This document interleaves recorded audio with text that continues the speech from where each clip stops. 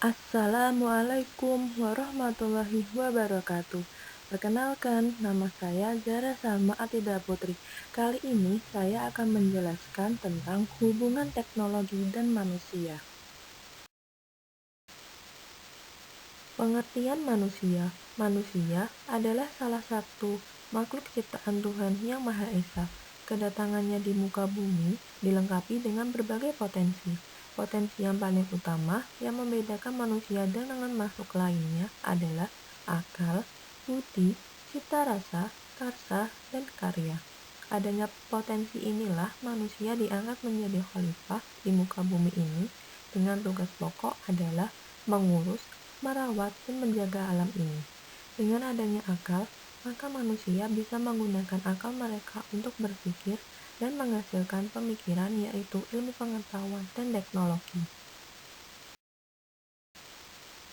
Pengertian teknologi. Teknologi merupakan perkembangan suatu media atau alat yang dapat digunakan dengan lebih efisien guna memproses serta mengendalikan suatu masalah.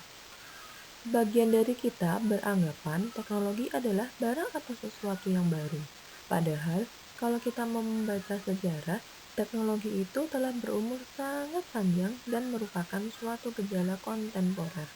Setiap zaman memiliki teknologi sendiri. Simbiosis mutualisme antara manusia dan teknologi. Hubungan antar manusia dan teknologi sangat erat sekali, karena teknologi telah memberikan sumbangan besar bagi kehidupan manusia, seperti dalam bidang transportasi, komunikasi, dan lain sebagainya. Dari sinilah mengapa banyak orang yang menyatakan bahwa hidup di zaman modern ini sulit dipisahkan dengan yang namanya teknologi. Itu karena hidup mereka sudah bergantung dan mengandalkan pada teknologi. Hubungan saling menguntungkan antara manusia dan teknologi mengalami perkembangan dari abad ke abad. Dalam tahap awal, teknologi dapat dilaksanakan dengan menggunakan kaidah-kaidah empirik dan keterampilan yang dikumpulkan dari pengalaman. Dalam tahap ini, teknologi dapat berdiri sendiri, lepas dari sains, dan ini berlangsung menjelang zaman revolusi industri pada tahun 1760 sampai 1830. Perkembangan teknologi ini mencakup bidang pertanian, kedokteran, mechanical art, yang sekarang disebut engineering. Fungsi ilmu pengetahuan dan teknologi. Salah satu fungsi ilmu pengetahuan dan teknologi adalah untuk sarana bagi kehidupan manusia, yakni untuk membantu manusia agar aktivitas kehidupannya menjadi lebih mudah, lancar, efisien, dan efektif, sehingga kehidupannya menjadi lebih bermakna dan produktif. Dalam berinteraksi menghadapi lingkungannya, manusia mau tidak mau pasti akan berusaha menggunakan sarana-sarana berupa pengetahuan yang dimiliki serta menciptakan peralatan hidup untuk membantu kehidupannya. Dampak teknologi informasi dari aspek sosial dan psikologis. Yang pertama, ketergantungan. Media komputer memiliki kualitas atraktif yang dapat merespons segala stimulus yang diberikan oleh penggunanya. Terlalu atraktifnya membuat penggunanya seakan-akan menemukan dunianya sendiri, yang membuatnya terasa nyaman dan tidak mau melepaskannya. Namun, ketergantungan ini dapat ditanggulangi atau diminimalisir dengan adanya bantuan lingkungan dan orang-orang di sekitar kita, yang dapat menyadarkan pengguna etik tersebut dengan menawarkan kegiatan lain yang lebih menarik daripada yang ditawarkan oleh komputer, serta memberikan motivasi untuk memperbanyak kegiatan di luar rumah atau menyibukkan diri seperti olahraga, traveling, dan lain-lain. Yang kedua, violence and gore.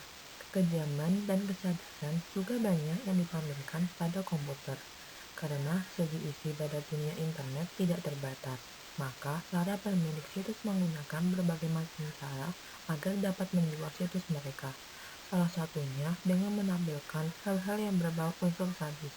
Ada sebuah penelitian yang menunjukkan bahwa game yang dimainkan di komputer memiliki sifat menghancurkan yang lebih besar dibanding kekerasan yang ada di televisi atau bahkan di dalam kehidupan nyata sekalipun. Yang ketiga, pornografi. Anggapan yang mengatakan bahwa internet identik dengan pornografi memang tidak salah. Dengan kemampuan penyampaian informasi luas yang dimiliki internet, pornografi pun bisa merajalela. Banyak situs-situs pornografi yang tersedia di internet, yang tentunya membuat para orang tua merasa resah dan khawatir anak-anaknya akan mengkonsumsi hal-hal yang bersifat porno. Gambar atau video porno tersebut dapat mengakibatkan dorongan kepada seseorang untuk berbuat kriminal. Yang keempat, antisocial behavior, di mana pengguna komputer tersebut tidak lagi peduli kepada lingkungan sosialnya dan cenderung mengutamakan komputer.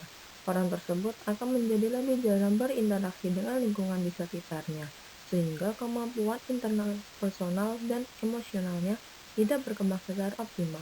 Antisocial behavior dapat ditanggulangi dengan menciptakan kesadaran dari diri sendiri akan dampak buruk daripadanya dan mulai memperbanyak kegiatan di luar rumah dengan keluarga atau teman-teman, seperti olahraga bersama, traveling, dan lain-lain.